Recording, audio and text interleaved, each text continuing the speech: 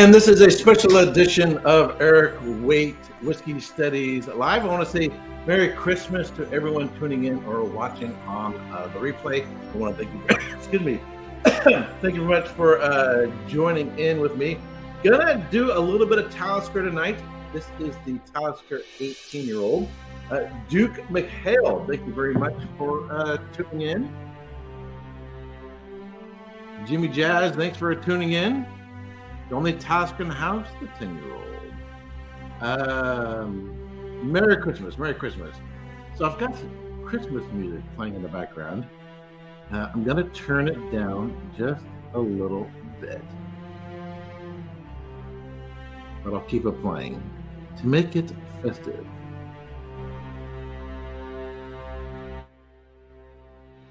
There we go. If it gets too annoying, I'll just turn it off. I've been listening to Christmas music every day, all day at work this week. And at first it was fine, you know, nice to hear music while I'm working, whatever. But after a while, it's just like, you know, and then the local radio station, Quait, you know, after a while, it just gets a little old. But I am very much a Christmas person. I love Christmas. I love everything about it. Yeah, I can get too commercial and you complaining, whatever, but the food, the music, family, friends, the festivities, the lights, everything else. But of course, I am a Christian. The most important is the celebration of the coming of Jesus Christ. I know this is not a religious station, channel. We're not going to get religious about it, but if that offends you, I'm sorry, but I'm going to say Merry Christmas. So starting off a little bit of the Talisker 18-year-old. You know what? I'm not going to compete with that music. I'm going to turn it off. Sorry. It was getting on me. I'm not going to try to compete with the music.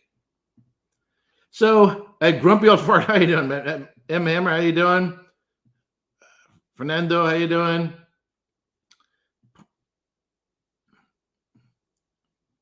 Mike for Talisker Port Rugi.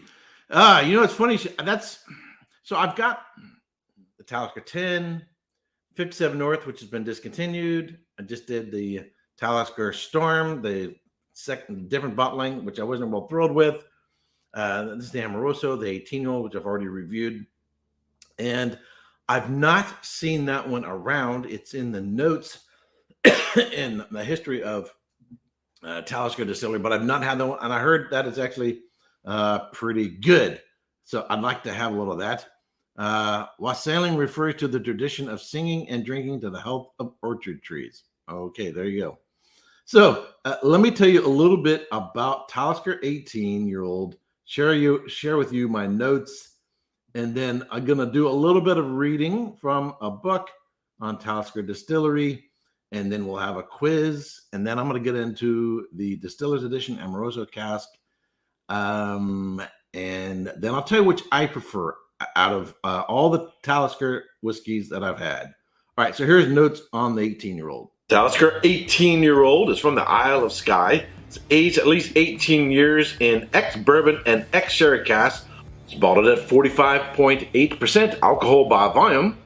Sells for anywhere between $128 and $178, mostly in the $170 category in California, but prices may vary depending on where you live. So if you saw my review of the Talisker Storm, wasn't real thrilled with. It seems too young, too many new make notes, that sort of saccharine, aspartame, powdered sugar character, particularly in the finish. And sort of green tropical notes as well. Other people who had commented who said they liked Talisker Storm, and then when I asked them, okay, which bottle did you get or do you have? And then they had the older bottle, the solid blue.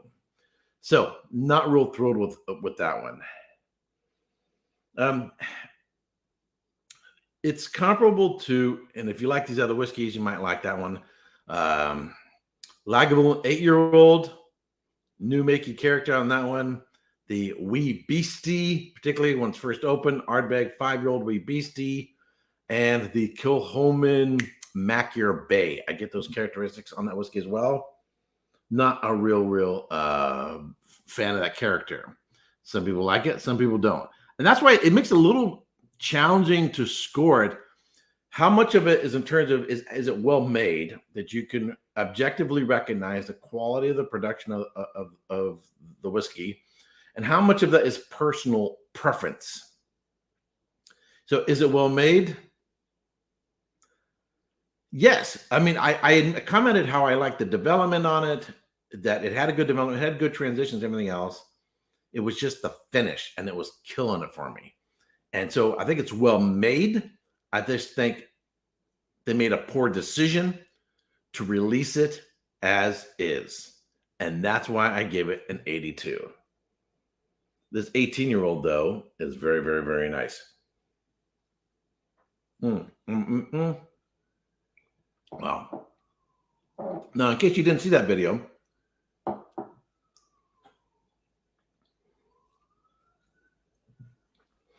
the peat and smoke show up on the back end. I find generally with Talisker, they're not in your face, they're on the back end.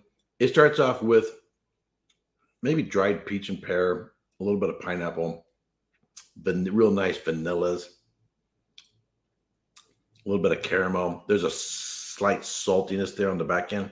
Getting some weird flashes on the screen. Let me know if you have any problems on the visual or the audio. Real nice development. This is a really, really nice whiskey. I absolutely love this whiskey. The only question I had about it was, how was the price? So everyone let me know if the video and the audio is okay. So we're going to read a little bit about Talisker Distillery. This is Charlie McLean's book, Spirit of Place, Scotland's Whiskey Distillery. It's a better book than Dave Broom's book. It has more depth to it, but it's also coffee table book with a lot of photos and stuff like that. Fraser says Talisker 18 shot up in price in the UK from 85 pounds to 170 pounds. Amazing price hike. Yeah, I think it was Ralphie and some others have complained about that. I think it was already in that price range here in the United States. I didn't pay as much as it's going for retail. I paid, I think it was around $90 for this, but I got it from someone who owns a store. So he got it to me at his price. Got it for me at his price. I would tell you who it is, but then people would go knocking on this door saying, hey, I'm a friend of Erik's. Can you get me a bottle of Talisker? So here's the Talisker 18-year-old. Really, really nice whiskey. Would I pay $175 to $200 for it? Probably not, but still very, very nice. All right, so Talisker.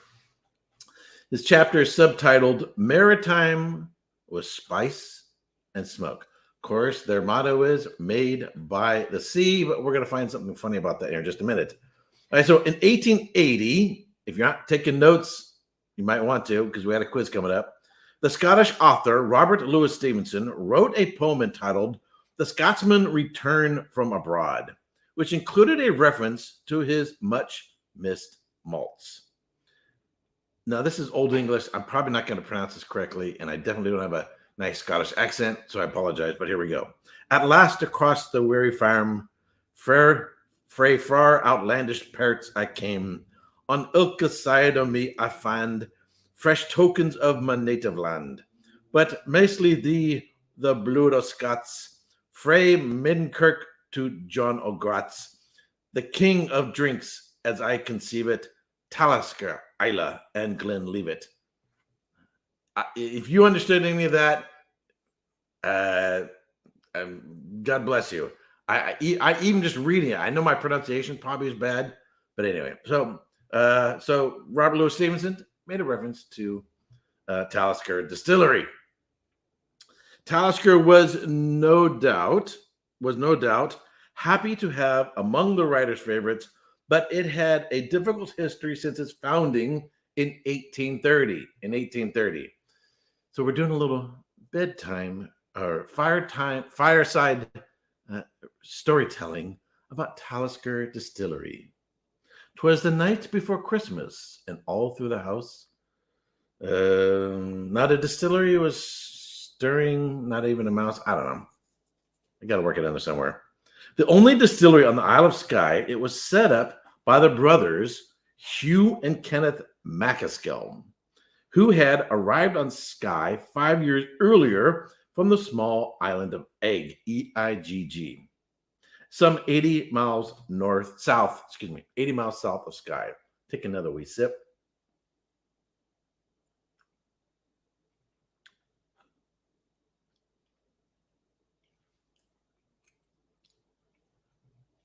It's got a real long finish. It's got that sort of classic Talisker pepper character. It has and a waft of smoke on the back end. A little bit of citrus, maybe a little orange, a little lemon. Really, really nice. Where was I? They leased Talisker House and estate a few miles outside the village of Carbost from its owner, MacLeod of MacLeod. By 1830, they had raised £3,000, which was enough to build a distillery on the southern shore of Loch Harport with access to the sea. Sea, of course, is important in terms of shipping. If you look at all the distilleries, the old distilleries on Islay, and they have those piers or docks going out from, because boats would come in and they'd ship out directly from the distillery to wherever they go. Of course, now everything's put onto a truck and taken over a ferry and gone that way. The distillery was not entirely welcomed by the local area. A former minister of the parish described its situation as one of the greatest curses that in the ordinary course of providence could befall Carbost or any other place. So the local minister found some competition with the distillery as to the devotion of the locals. Of course, probably ignoring the economic improvement to the local area, perhaps in providing jobs and so forth. Not just at the distillery, but everything it takes to support a distillery. Today in Scotland, there's over 40,000 people who work either directly or indirectly in relation to the whiskey business. If they didn't have distilleries economically, they'd be screwed. Kenneth Macaskill died in 1854, by which time Talisker had acquired quite a reputation. The distillery was put up for sale for £1,000. Now,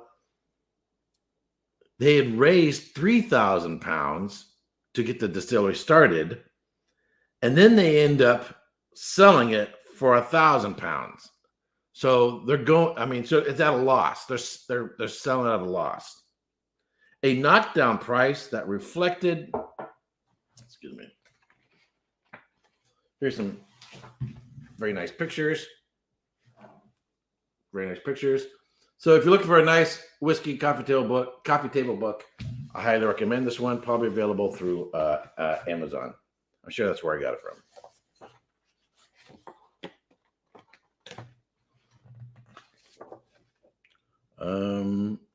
A knockdown price that reflected the gloomy state of the whiskey trade during a bust. However, no buyer was found, and Hugh ran the distillery until he died in 1863, when the lease was transferred to his son-in-law, Donald McLennan. Unfortunately, McLennan went bankrupt the same year. The distillery was then taken over by one J.R.W. Anderson. He was imprisoned in 1880 for defrauding customers, taking money from them for non-existent whiskey that he had promised to hold in bonded warehouses for them. So there was a gentleman by the name of John Fox. John Fox. He owned a business, a wine merchant shop in Berkeley, California. And he would sell futures of wine, very high end. It was called Premier Cru. You can Google this if you want to. John Fox, Premier Cru Wine Shop in Berkeley, California. So I was looking for a little side work, something like that. I had been looking to get my foot in the door in the wine industry. They had a job opening. So I put on a suit, submitted a resume. I talked to someone else. Previously, I went in to interview with this gentleman, John Fox. Go in there. Now, there was a lot going on there that I didn't know about, but I happened to mention my law enforcement background and so on and so forth, and how I got into wine and the whole story. And I was looking to get my foot in the door in the wine industry. He gave me this look like, kind of like a look of suspicion. I didn't pick up on it really. I just thought it was sort of he wasn't very interrogative. He didn't interact with me a lot. Didn't ask me a lot of questions. He didn't dialogue. Usually when you interview with someone, you have a lot of conversation and they ask probing questions and they want to know more about you and your knowledge of da-da-da. None of that went on. He seemed very cold and very distant. Well, I never heard back from them.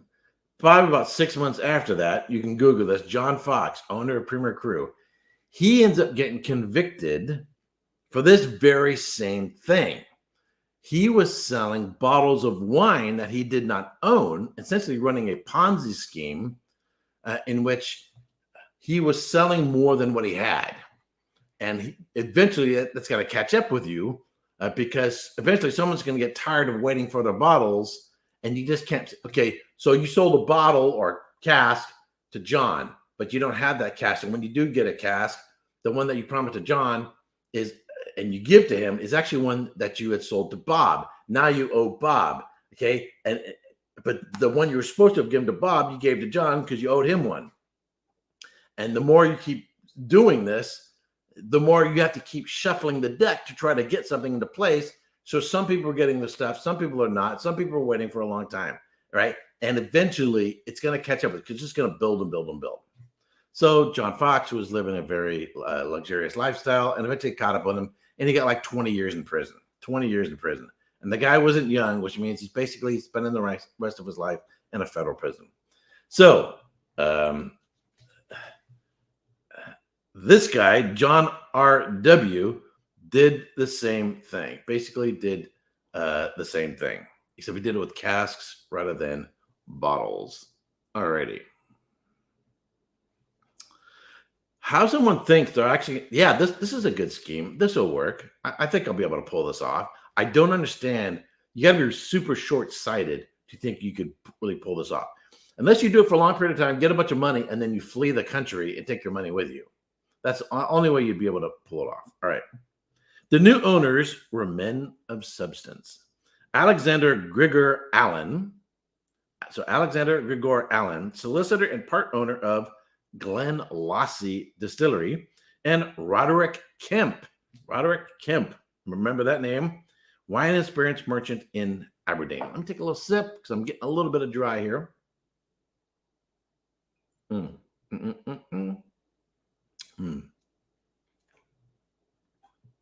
Nice. They rebuilt Talisker and modernized it. But in 1892, the partnership was dissolved. Any distillery that's over 100 years old, particularly if it's 100 years old, has its closures. It's oftentimes some sort of tragic story, someone dying or whatever. And usually at some point it burns down or has a major fire, but we'll get to that. They rebuilt Talisker and modernized it, but in 1892, the partnership was dissolved. Allen bought out Kemp, who acquired Macallan Distillery. So that takes us from Talisker Distillery and the history of Talisker into the history of Macallan. And incorporated the Talisker Distillery Company Limited, which merged with Deluane Distillery Company Limited in 1898, with Thomas McKenzie of Deluane as managing director. Take another sip.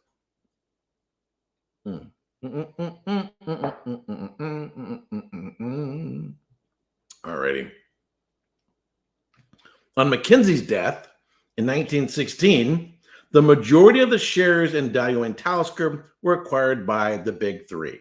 All right, who are the Big Three? If you're watching here, I'll give you a second here. Who are the Big Three historically? Who are the Big Three? Just name one.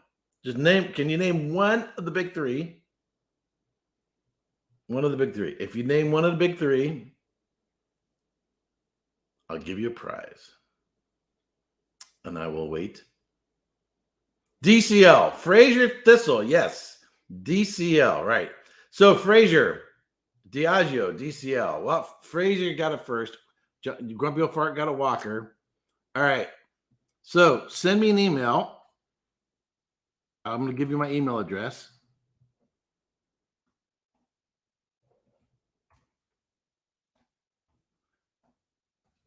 Send me an email, and I'm going to send you one of my challenge coins. There you go. Send me an email. Send me your mailing address. Let's see if I can. Do I have one of my challenge coins here? There we go.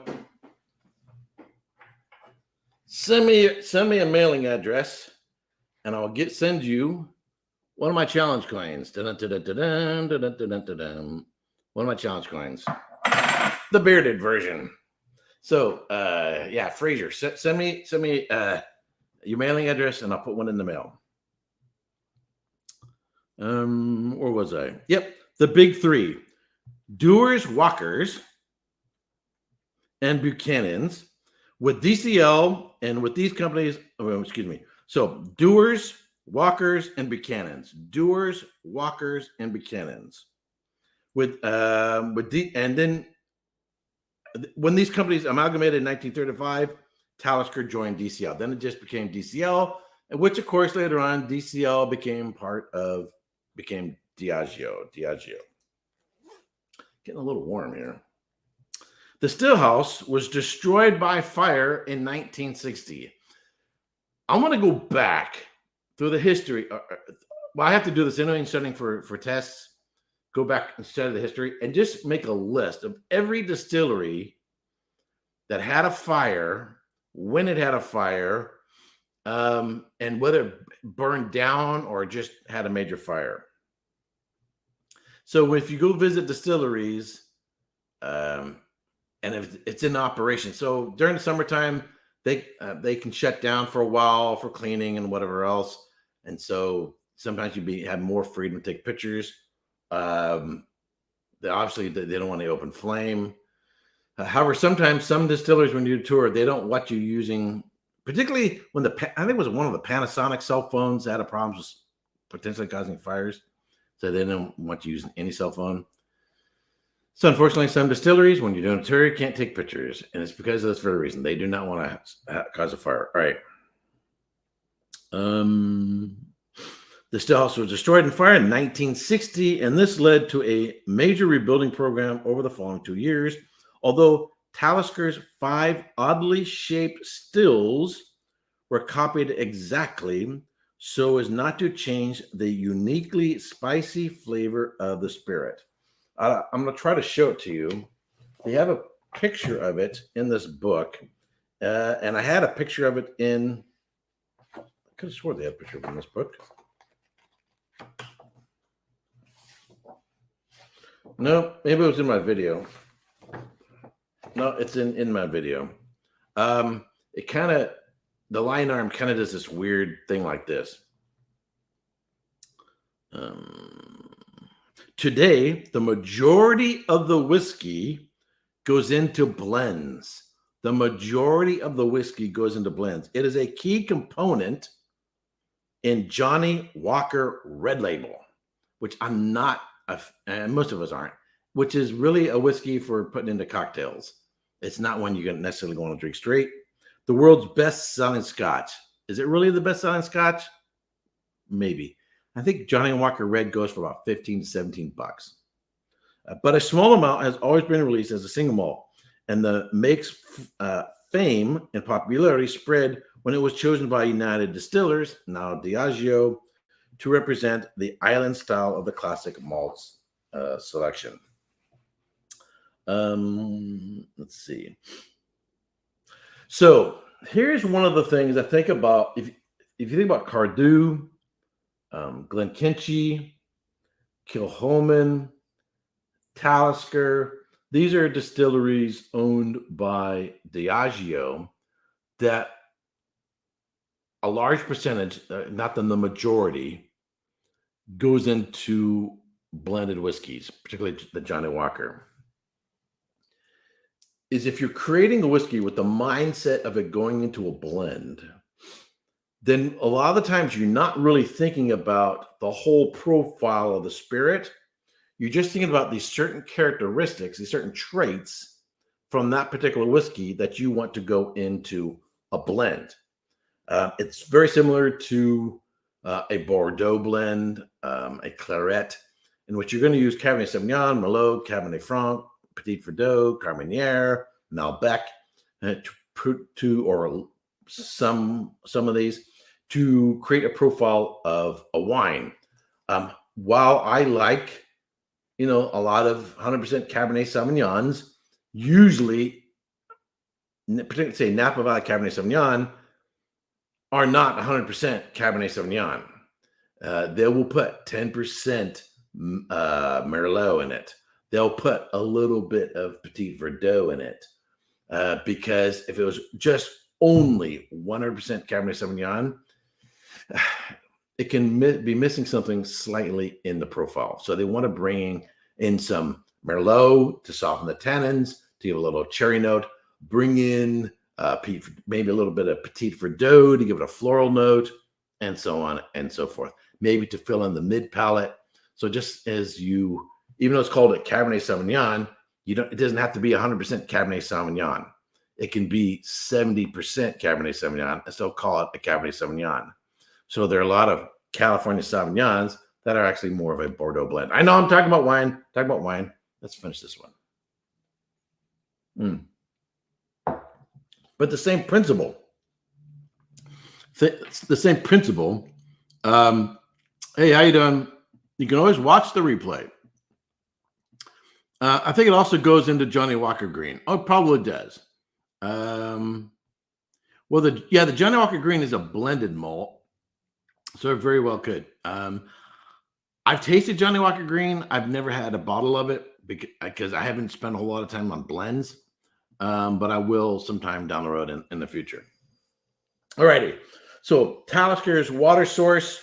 Talisker's processed water comes from a burn which rises in the, and I don't know how you pronounce this because it's Gaelic, CNOC, NAN, and then SPEIREAG, which means Hawk Hill. I'm guessing Knocknan Sprague. I don't know. Sorry. The cooling water is taken from Carbost Burn, which rises on the peaty saddle, separating the village from Glen Oraid. The water from Carbost Burn was also used to drive the water wheel, supplementing power from for the steam engine. So they have processing water, they have cooling water, which never touches the beverage you're drinking, and then you're going to have water that you use to bring it down to from cask strength down to bottling strength. So they call it spirit of the sea. However, most of Talisker's spirit is tankered. They put on a tank and go on a truck to central Scotland for maturation, but around 4,500 casks still remain on site. So somewhere around 4,500 casks are on site, and if they're using that to go into the single malt, then that's going to give you your salty note. And so the stuff that gets tanked inland to mature inland, that's probably a lot of the stuff that's going into blends. So you can see how, hey, our single malts that we want to reflect by the sea, we age here in the 4,500 casks here on site, and then the stuff that's going into Johnny Walker gets tankered into Midland. So, all righty. So Talisker Distillery, really like this 18-year-old Quality price ratio, it should be under 100. I know we probably say that about every whiskey. Should be under $100. When I think about other whiskeys on the market, I find it difficult to justify recommending someone spend $150, $180 on this one. So, alrighty. Let's have a little quiz. I'm going to pour myself the Talisker Distillers Edition. This is, I think, the 2019 edition. Let me show you my notes on this whiskey as I pour myself a wee dram. The Talisker Distillers Edition 2019 is from the Isle of Skye. It's 10 years old, distilled in 2009, bottled in 2019. It was double matured in Amoroso cask. It's bottled at 45.8% alcohol by volume and sells for about $100 in my neighborhood. Alrighty, so Amoroso is not a style of sherry. Sherry, you have Fino, Amontillado, Oloroso, Palacatado, and Pero Jimenez. Amoroso is an Oloroso with a little bit of Pero Jimenez added to it. Amore means love. How about and amoro can mean bitter in Italian. So, but sherry doesn't come from Italy; it comes from Spain. So why are they calling it amoroso? I don't know. So depending on the word, amoroni can mean bitter, meaning it's not a sweet, or it can also mean love. There is a Beaujolais. I'm trying to think, make sure I don't screw this up. In France, there's a Grand Cru called Saint. Is it Saint Amore? Very popular wine on Valentine's Day. All right, so obviously this one's darker, it's a little sweeter. Really, really nice. All right, so I'm going to be sipping this one as we go through our quiz. Hey, Dustin, how you doing, man? Talisker 18 is getting expensive. It's not getting, it is. Over 175 now in the UK, so the US price, $225 to $250. Wow. How you doing, man? Merry Christmas. Yeah, I didn't pay even half of that much, thankfully. And I wouldn't recommend people go out there and spend that much. Peter White. My friend sent me a picture of his Talisker Distillers Edition 1986-2000. He should send you a sample. All right, let's get into a little bit of our quiz here. By the way, I should have done this before.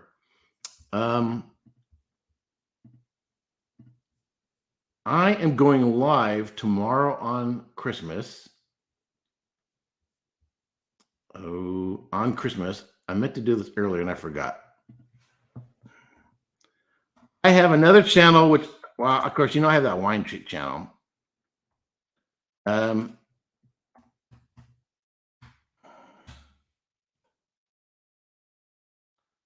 the heck? So I have the wine channel, which I haven't put anything on in years, because my focus has been on whiskey for a while. But I started last Christmas, another channel called Whiskey Trek. And because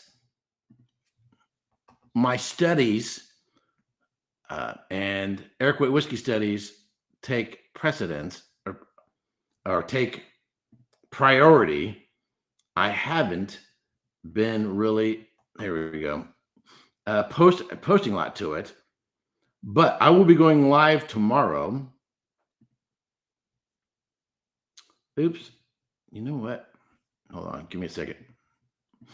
I'll be going live tomorrow. And so if you're a Star Trek fan, if you had nothing better to do, I'll be going live tomorrow at 8 a.m. And I'll be opening presents. Maybe, I don't know how many I got, 30 or 40 of them or so. Sorry. I'm trying to post this here. There we go. There, now I pinned it. All right. So if you're watching on the replay, if you're in a Star Trek fan, you got nothing to do. 8 a.m. Pacific, 11 a.m. Eastern. So if your kids are finished opening the presents and so forth, and they're playing with it, and you want to tune in, it'll probably be a long live stream. Last year, my live stream on Christmas was 7 hours long. I opened about 55 boxes of Star Trek stuff. It's not going, it maybe go 4 hours. It'll be long, but not that long. So I'm expanding my Star Trek collection. It'll be a good time. Yeah, I'll be drinking a little bit of whiskey along the way. So anyway, if you got nothing better to do, if you're a Star Trek fan, you want to tune in, there you go. All right. Am I going to have time to really put into what I need to for the Star Trek channel? I don't know. I probably will. I have a lot of stuff I want to do for that channel.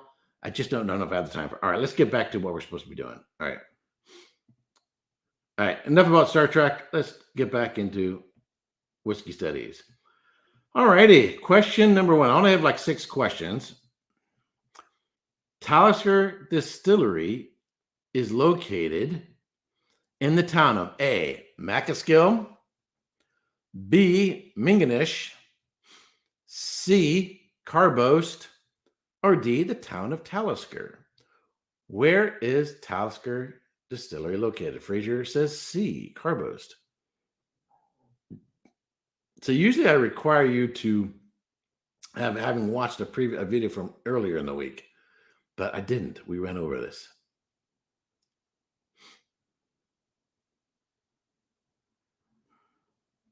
Dustin says C. Grumpy Old Fart says close to Carboast. And the answer is Carboast. So Macaskill was the name of the person who founded it. Minginish is actually, and I'm probably mispronouncing that, is the name of the peninsula that it's on. And of course, Talisker is actually a town that is nearby where the founder lived, but it's not where the distillery is founded. All right, next question. Talisker Distillery, and I kind of gave this one away already. Talisker Distillery was founded by A, Hugh and Kenneth Macaskill, B, Donald McClellan, C, John Anderson, or D, Roderick Kemp. Now, all these people at one time were an owner of Talisker, but who founded it? One of these. Duke says A. Fraser says A.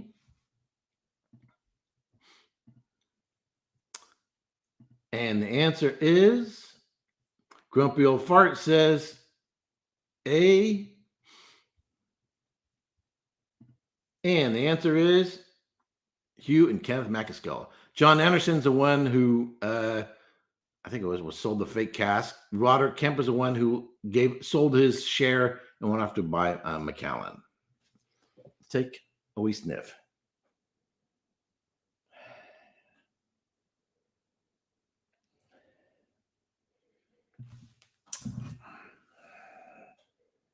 So there is a slight nutty note in there. There's a chocolate note in there. Strawberries, strawberry preserves, a chocolate covered strawberry, overly ripe strawberry. There's a little bit of that saltiness there. Some nice spice. It's more of a milk chocolate.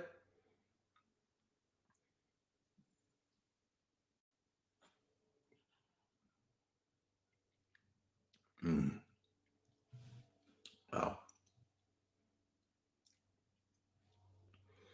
Sweet on entry, dries towards the back, becomes salty and nutty.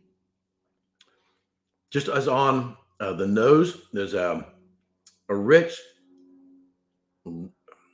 cooked red fruit, strawberries, cherries. So cherry preserves, strawberry preserves. So rather than fresh, it's like cooked, like pie or preserves or jam or jelly. I like that it dries on the back end. There's that saltiness, that nuttiness on the back end. So I like a whiskey, and you've probably heard me before, you've been following me, that has changes. It's sweet, and then it changes to nutty, and then it sort of dries, and then it's got a kick of a spice. It's got a nice mouthfeel. Mm.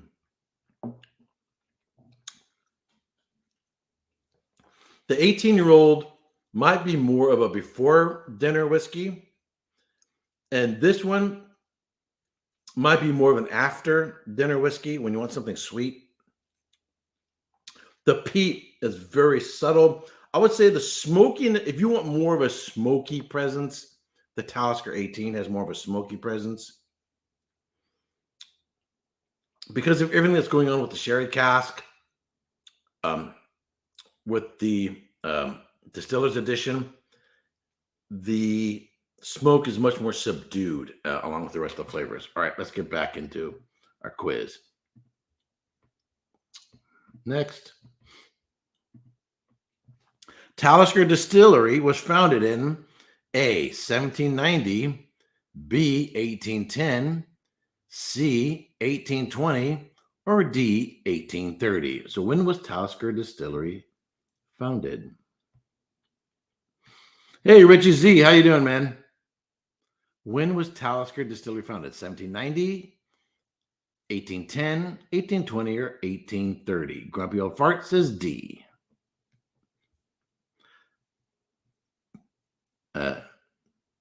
Dustin says double D, but I think he has something else on his mind. And the answer is D, 1830. There you go. All right. Next question.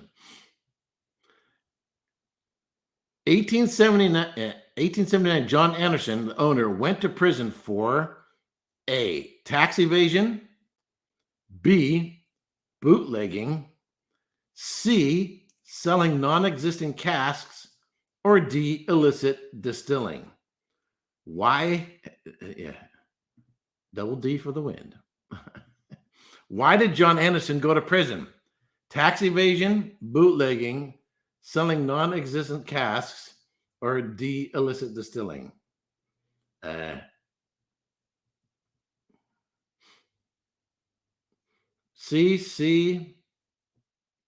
C. And the answer is C, selling non-existing casks. All right, next question. In 1892, Roger Kemp sold his share of Talisker Distillery and bought what distillery? A, Ardbeg, B, Balblair, C, Macallan, D, or D, Deanston. Can I just pretend that Arnold arrested him and yelled, "Get on the horse"? I don't get the joke. In 1892, Roger Kemp sold his share of Talisker and bought what distillery? Dustin says C, and Grumpy Old Fart says C. My quizzes aren't difficult. The point of my quizzes aren't to stump you.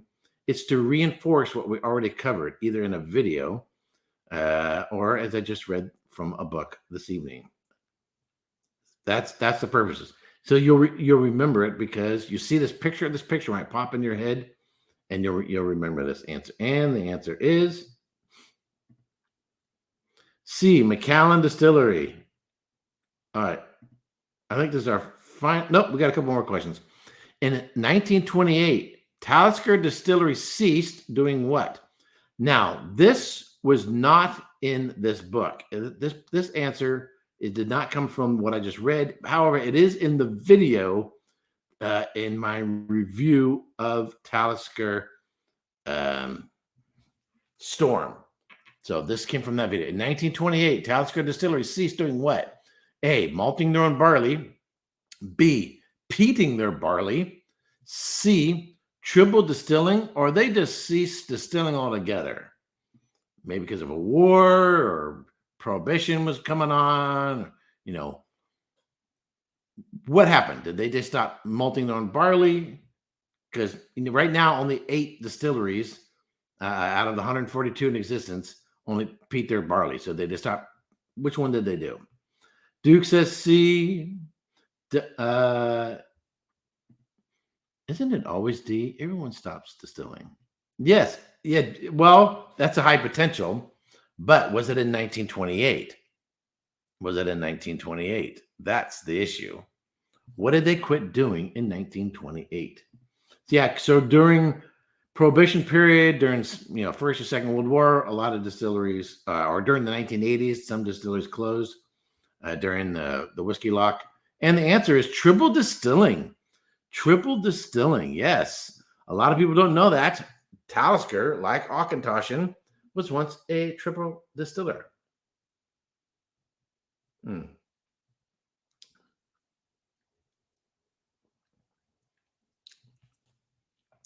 getting more smokiness now on the back end, but there's that classic Talisker spice, a little bit of pepperiness on the back end. All right. Question number 5. Oops, sorry. This is the last question. 6. Talisker Distillery is currently owned by A, Pernod Ricard, B, Beam Suntory, C, Moet Hennessy Louis Vuitton, also known as LVMH, or D, Diageo. I would imagine what would a triple distilled Talisker be like? I would imagine it'd be really thin. Really, really, really thin. That would be my guess. And Richie says D. Grumpy Old Fart says D. And as everybody knows, it's currently owned by Diageo. Diageo. So when Diageo did their Game of Thrones series, there was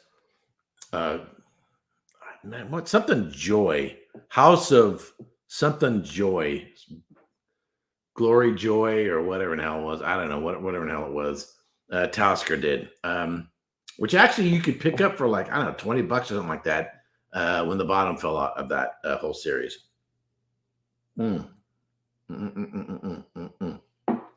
Nice. So which one do I like more? Eric, does the owner of Diageo buy secondary bottles for his shelf? Eric, does the owner of Diageo buy secondary bottles for his shelf? I seriously doubt it. But I don't know what the owner of Diageo would buy secondary. Probably not. Anyway, I believe that Diageo series was called the Game of Groans, right? For all the BS marketing fans, whiskey had to do it. That is true. That is true. So my fellow whiskey tubers, they liked the show. They liked the series, and a lot of them got into it, which is fine, and did the whole series. Of course, as we know, a lot of people suspect, hey, this is going to be a collector. This is a real popular, series. So people are buying them up. They had a whole collection, thinking they would be able to flip them and make some money. And then I think it was just before the last episode came out, they had a second release. And all of a sudden, the market was flooded with all these bottles. And I laughed because the price just dropped on all of them. I watched like the first 3 series of Game of Thrones, and I got tired of it. I didn't like it. It's to me, it's like Lord of the Rings turned into a porn film. Sorry, I didn't like it. And I guess a lot of fans that watched all the way to the end were disappointed by the last episode. Anyway, when I think of Game of Thrones, I think of that South Park spoof they did. Wiener, wiener, wiener, wiener, wiener. This because I guess they show a lot of wieners in Game of Thrones, which is fine if you're into that kind of thing. Anyway, I'm not into that. All righty. So which do I prefer? I know. It's a joke. All right. So which do I prefer? The Talisker 18-year-old or the Distiller's Edition? If I was going to recommend somebody buy a Talisker, what would I recommend? Well, it definitely wouldn't be the Storm. The 10, if you're going to study and you could potentially get blind tasted on Talisker, you should probably have a 10. I have a half bottle, so it's enough to be familiar with it. Quality price ratio, I'm going to go with the Distiller's Edition. The Distiller's Edition. But even if they are the same price, so it's hard to compare them because they're so different. Yeah, there is a little bit of sherry cask in the Talisker, but it's not making its presence known the way in which it does in the Amoroso. I'm gonna have to give it to the Distiller's Edition. If these were both the same price, the quality price ratio, the range of flavor, the development of flavor, I'm going to give it to the Distiller's Edition.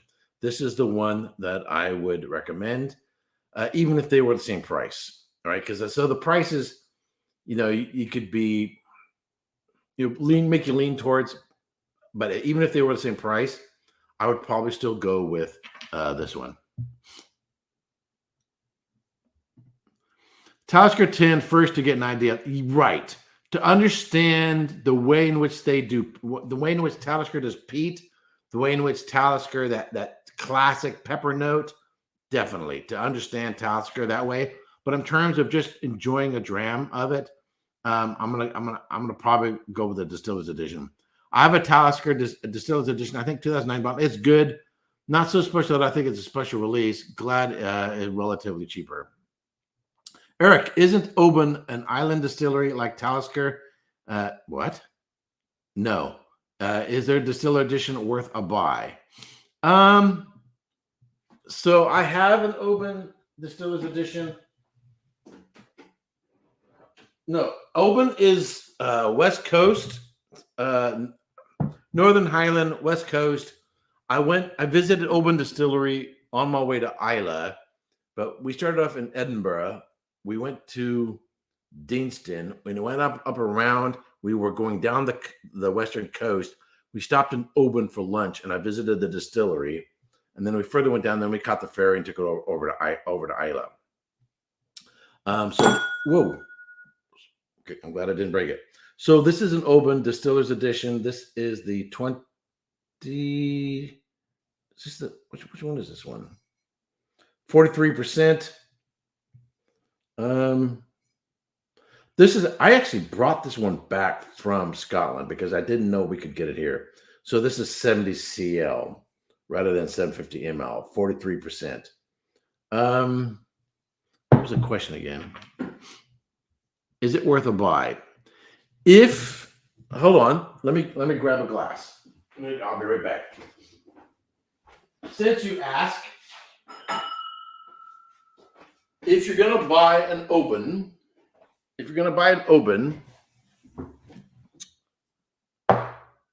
is probably the one I'd recommend if you can get one.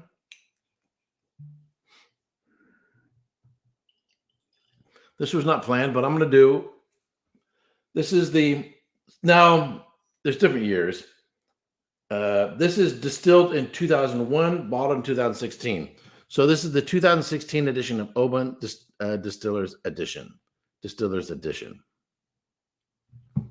So let's do a head-to-head between Talisker Distiller's Edition and Oban Distiller's Edition. I was not planning on this. Put this aside, and don't keep mentioning bottles because I got to limit myself tonight. I got to get up in the morning and do another live stream. All right. Shit. Okay. So this left hand is Talisker. This, my right hand, is Oban. I can remember because I have a different emblem on there. All right. Which do I prefer?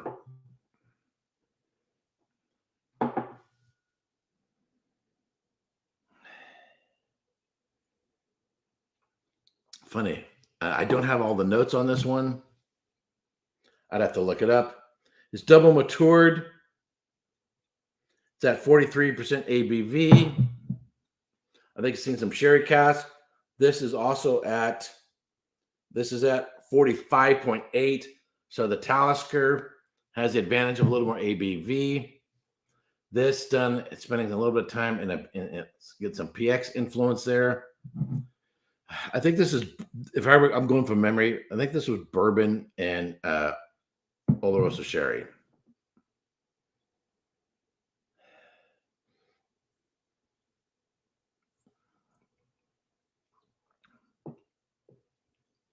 Wow. It's interesting. Just the character of the peat is so different. Talisker is sweetness and fruit up front, that distinctive pepper note, and then the smoke comes up along the back end. Oban is a smoke that's integrated in the middle throughout everything.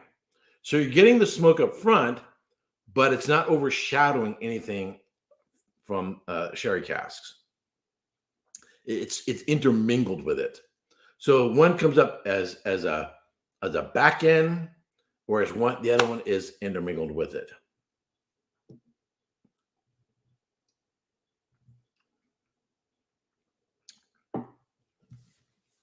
And that's typical Oban. Another, although very different, Highland Park is very similar, that their smoke and peat is interwoven into their characteristics. So it didn't it's not like a delayed, aroma or flavor on there. It's interwoven into it. But Highland Park uses Orkney peat. They use local peat, and they peat their own barley, and so on and so forth. By the way, next weekend, I'll be posting my top 10 of 2022. So that'll be next weekend. And then after that, going into the new year, we'll be continuing this series with Highland Park. I'll be reviewing the 12-year-old and an 18-year-old Highland Park. And then, of course, live stream. And then we'll be doing Springbank. I'll be doing the 10-year-old, and the 15-year-old. And that basically wraps up the distillery profiles of this series as I continue to study for Master of Scotch. I then want to do a series on production. I'll do a number of different videos on production. And that, I really want to ingrain that into my own head. And I know there are some other whiskey production videos out there. This will go much more in depth than anything that's available out there on YouTube. I'll be discussing water. I'll be going to the details of different barley varietals. We'll go much more into detail on that. And that'll be kicking off 2023. And then, so after I do this series on production, you'll start to see more and more production notes in my reviews of whiskeys. I have lined up, I'm going to do a series of Aaron. I've got 1, 2, 3, 4, 5. I've got like 5 different Aaron whiskeys I'll be doing. I'll be doing a series on Glendronach. I have a whole bunch of Glendronachs I'll be doing. Anyway, but that's going into 2023. All right. So getting back to these two.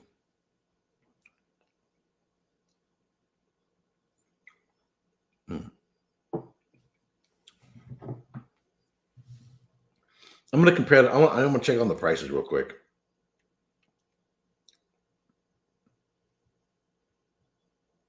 Give me a second. Of course, prices varied wherever you're at. So, way in which I do prices, check prices. If you use Wine Searcher, which also you can look for whiskeys, they'll give you a list of regions. I focus on California, maybe 10 different retailers, and then they'll also give you the average price. So I tend to focus on California sellers.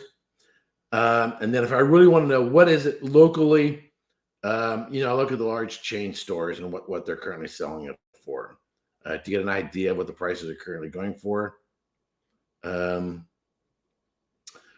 So Distillers, now it may not be a different year, but Open Distillers Edition, $140 locally. Let's try. Oops. Sorry.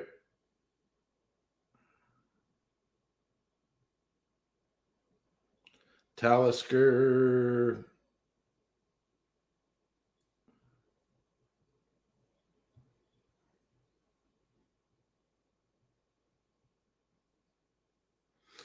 Talisker Distillers Edition for the 21. Now it's a different year. Is 114. So 115 bucks versus 150. I forgot how much it was. Versus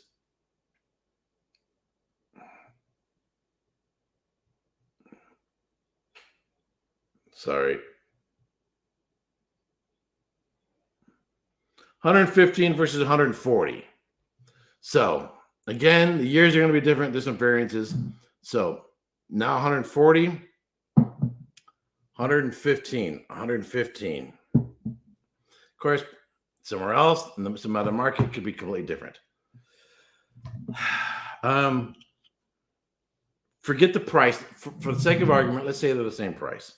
When I score a whiskey, I don't consider the price because I've seen whiskeys vary as much as $500, and that sounds nuts, within California.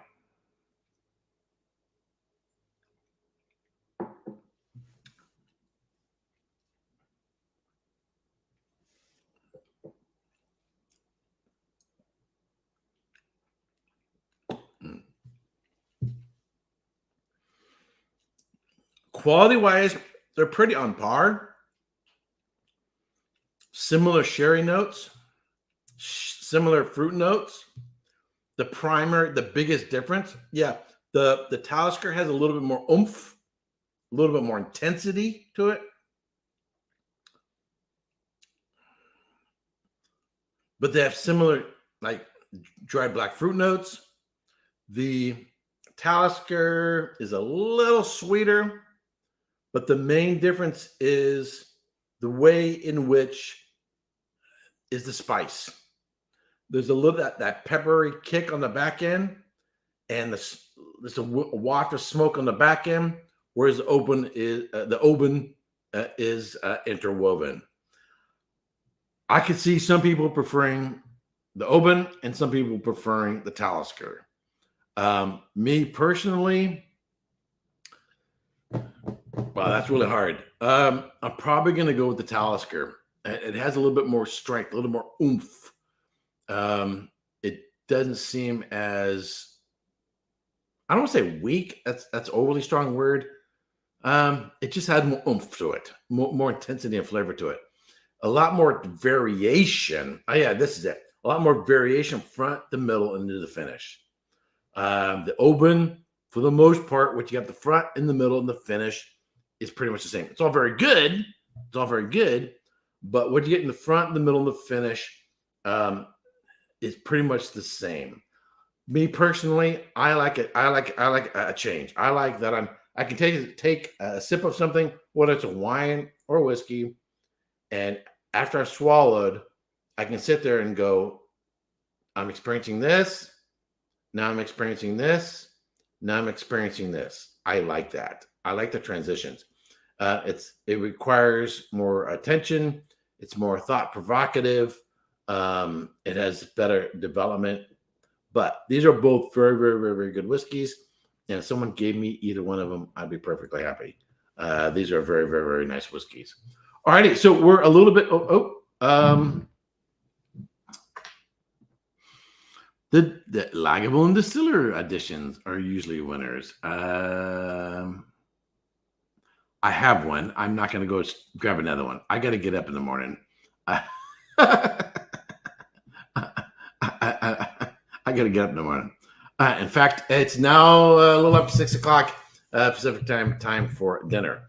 So I want to thank everyone for watching, everyone for tuning in. If you haven't already, give this video a thumbs up. If you're a Star Trek fan, you got nothing better to do tomorrow morning at 8 a.m. I'm going to be going live and having a really good time with that.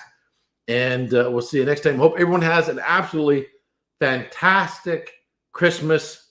I'm very, very, very thankful for all that I have. I mean, I've had Christmases where I was away from home when I was in the military, and only wanted to be home. I've had some Christmases where I had to work, and so a lot of Christmases like that. So I'm very, very, very thankful for all of you, really, for tuning in and for watching, and I greatly appreciate it. So, all right, until next time, Slanjiva and Merry Christmas.